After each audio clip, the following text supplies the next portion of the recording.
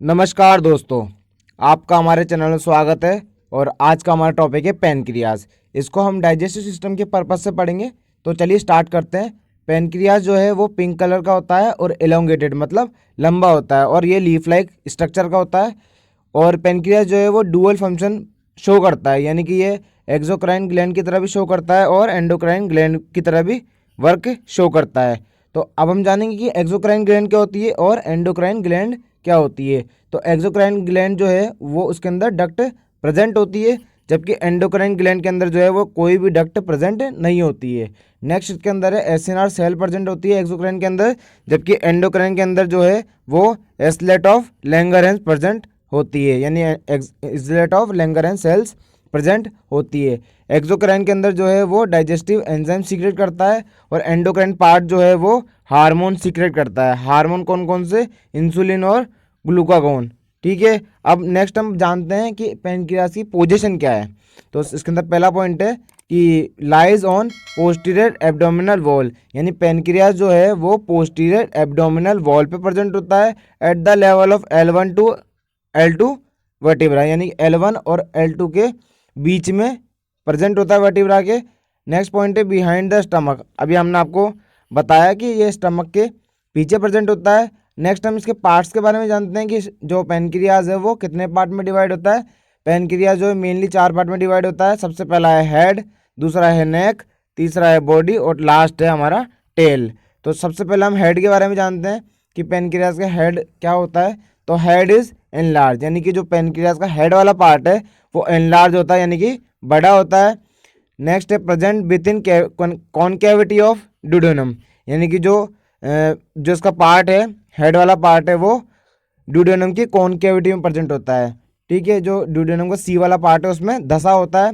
Next इसके अंदर है नेक। नेक वाला पार्ट जो है वो हल्का सा कॉन्स्ट्रिक्टेड होता है। कॉन्स्ट्रिक्टेड मतलब सिकड़ा हुआ होता है। जो नेक वाला पार्ट होता है वो सिकड़ा हुआ थोड़ा सा पार्ट होता है between the head and body, यानी कि हेड और बॉडी के बीच में नेक वाला पार्ट जो है वो पैनक्रियाज का प्रेजेंट होता है।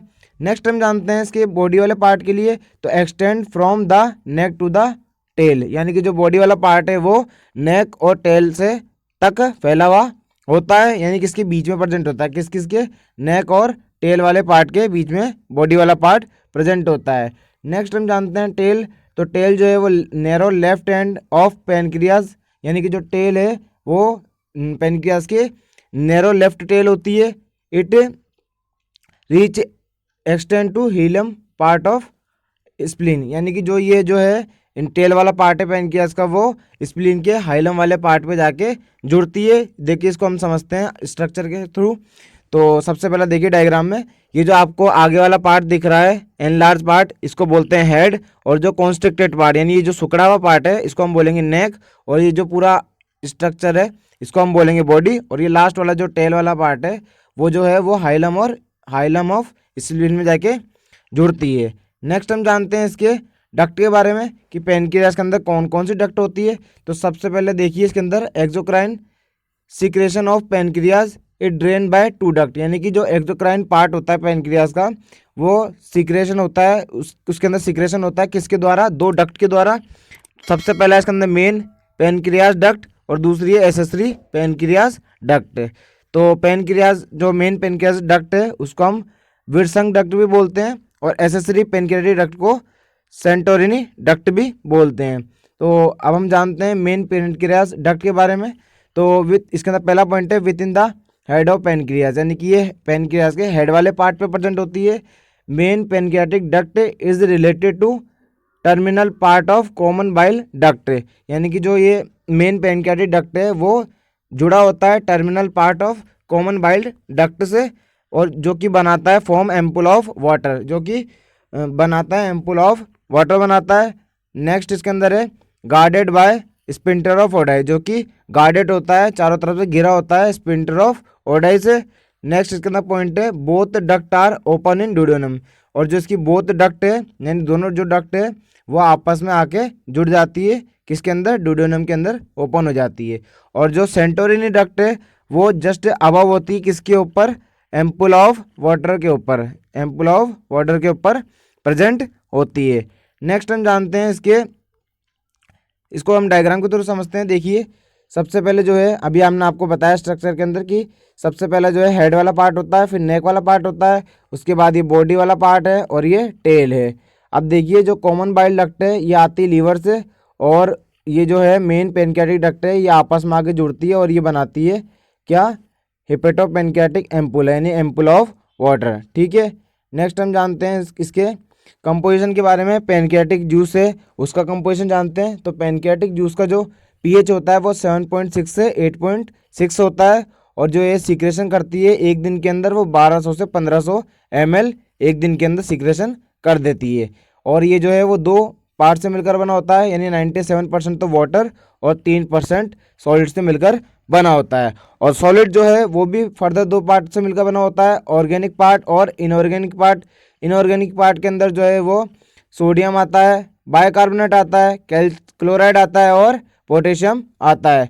अब हम एंजाइम के बारे में देखते हैं। ऑर्गेनिक पार्ट जो है वो एंजाइम से मिलकर बना होता है। मेनली इसके अंदर जो है वो 4 एंजाइम होते हैं। सबसे पहला है अल्फा एमाइलेज, दूसरा है पेनक्रियाटिक लाइपेज, तीसरा है न्यूक्लियस जिसके अंदर आरएनएज और डीएनएज आते हैं, और चौथा है पेनक्रियाटिक प्रोटियोज जिसके अंदर जो है वो ट्रिप्सिनोजन और काइनोट्रिप्सिनोजन आते हैं। तो सबसे पहले हम पढ़ते हैं इसके अंदर अल्फा एमाइलेज के बारे में। तो अल्फा एमाइलेज जो है उसकी पीएच रेंज होती है 4 से 11। और नेक्स्ट है जो कि स्टार्च को माल्टोज में डाइजेस्ट कर देता है, यानी कन्वर्ट कर देता है। स्टार्च का डाइजेशन करके माल्टोज में कन्वर्ट कर देता है। नेक्स्ट हम जानते हैं पेनक्रियाटिक प्रोटियोज के बारे में। तो ये जो है वो मोस्ट पावरफुल स्प्लिटिंग एंजाइम होता है पेनक्रियाटिक जूस के अंदर, जो कि इनएक्टिव फॉर्म में होता है।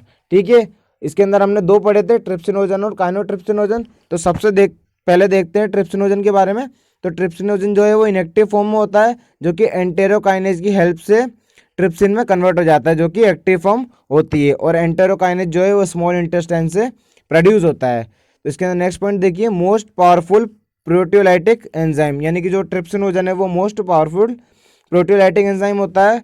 और ये ट्रिप्सिनोजन जो है वो प्रोटीन को पॉलीपेप्टाइड में डाइजेस्ट कर देता है। नेक्स्ट हम जानेंगे काइनोट्रिप्सिनोजन के बारे में। तो काइनोट्रिप्सिनोजन जो है वो भी इनएक्टिव फॉर्म में प्रेजेंट होता है, और ये ट्रिप्सिन की हेल्प से काइनोट्रिप्सिन में कन्वर्ट हो जाता है, जो कि इसकी एक्टिव फॉर्म होती है। नेक्स्ट जानेंगे, और ये ऑल्सो डाइजेस्ट करता है प्रोटीन को पॉलीपेप्टाइड के अंदर।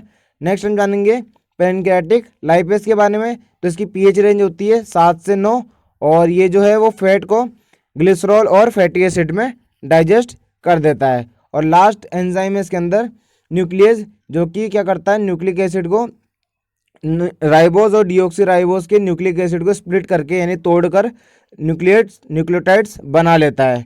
धन्यवाद।